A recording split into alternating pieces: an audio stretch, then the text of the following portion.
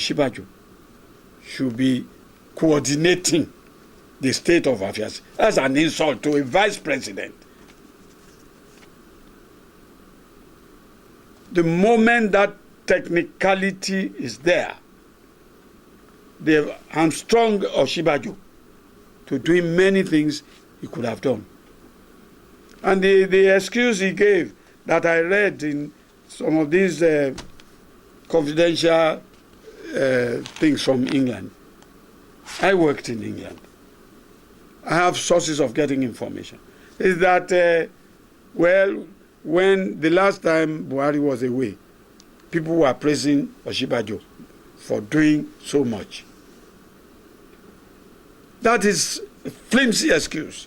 He should be happy that Buhari has chosen a well-informed, patriotic, hard-working, knowledgeable person to be his assistant. That aspect of the letter written to the House has not cleared Osinbajo. As far as I'm concerned, that man has intentionally written that to put Nigeria into chaos. And then they will be saying it's APC, it's Buhari, it's this and that. Not unless and until the House can be bold enough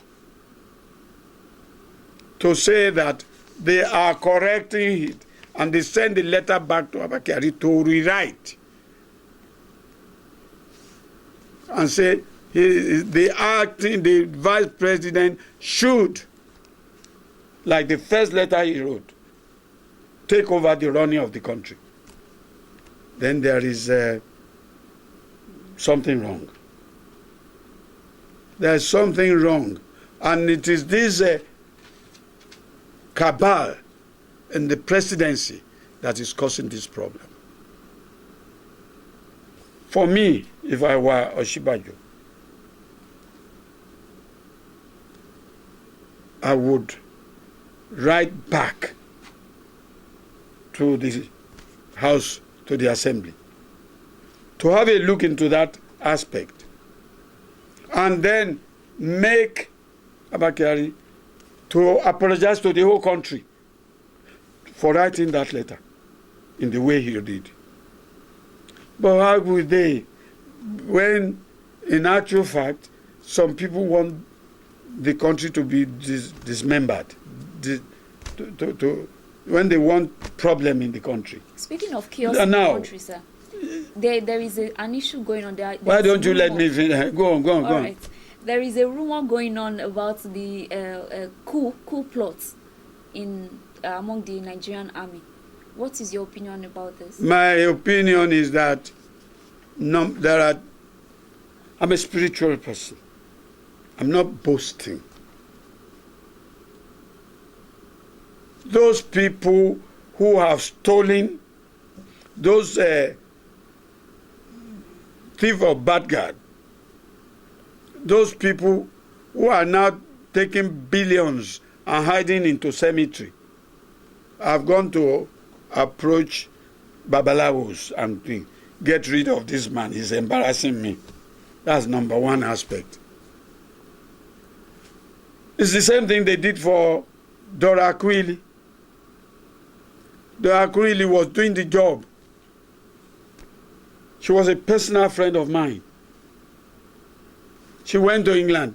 They looked at it with all the machine they got. They said they can't find anything. And yet it was getting thinner and thinner every day. We have our own science, Joe. Now, until Dora Akuili died, nobody could say this is what killed her. They had to look for a name, which is no name. Those pen robbers are gunning after Buhari. And most of this could be found in the past government's activities. Another aspect is this man that has been kept in jail with his wife. It's another form of Boko Haram. The Shiites. The Shiites. Yes, you're correct. I'm looking at those angles. The Buhari's sickness is spiritual. This Shaikh thing is a problem. But for me, the law in this country is a stupid ass. Almost the same thing happened to this Biafran thing. They made a hero of the Biafran fighter. If there is a law, I have committed an offense. There is a law that says keep the person in cooler for so many days and then to the court. For how long did they keep him in cooler before they released him and then say go and find a Jew to come and bail, and with so many unqualified, stupid bail conditions? But okay, he was able to make it. I want to tell you another thing. Members of our assembly are corrupt. They are hopelessly corrupt.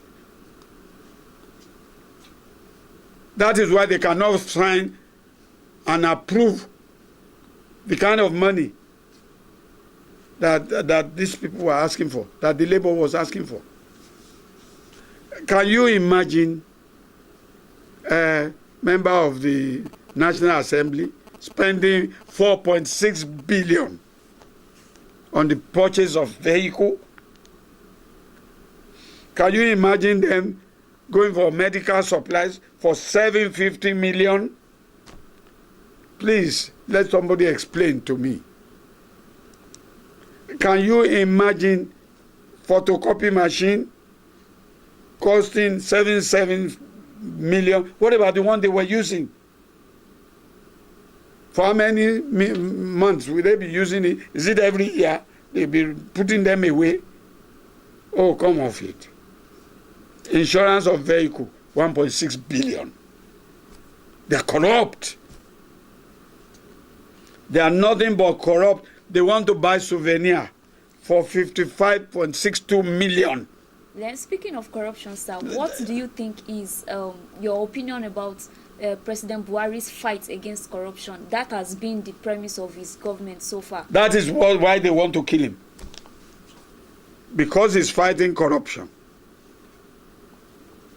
For their making travel allowances, they want 11.5 billion. Where did they want to go? To go into the moon? Or where? I think something must get rid of them from there. They must rethink. We put them there not to suck our blood and lift bones. No. And they will be happy. How can a cow thief be judging somebody who has been accused of stealing a hen? But change. You will heal your land. Nigerian land is not healed. That's why we are not producing what we should be producing. I hope by now we will learn a lesson. Yoruba proverb says, "Ọ̀yẹ́ ni ó kọ onítòbí kan lọ́gbọ́n," which means when Harmattan comes, the woman or the man with only one pinafore will learn to change and wear something else. May God bless you all. Thank you so much, sir. Well, I hope you have enjoyed this profound interview with Elder Dr. Taye Ayorinde. I thank you so much for being a part of the program. Join us again for another interesting edition of Community Today. Good afternoon. I had to run away and hide. Something happened in the middle of the night. I came inside without a sound. Suddenly my life was turning upside down. All that I could feel was pain, and strangers came and took my soul away. Like a deadly hurricane, I know my life will never be the same.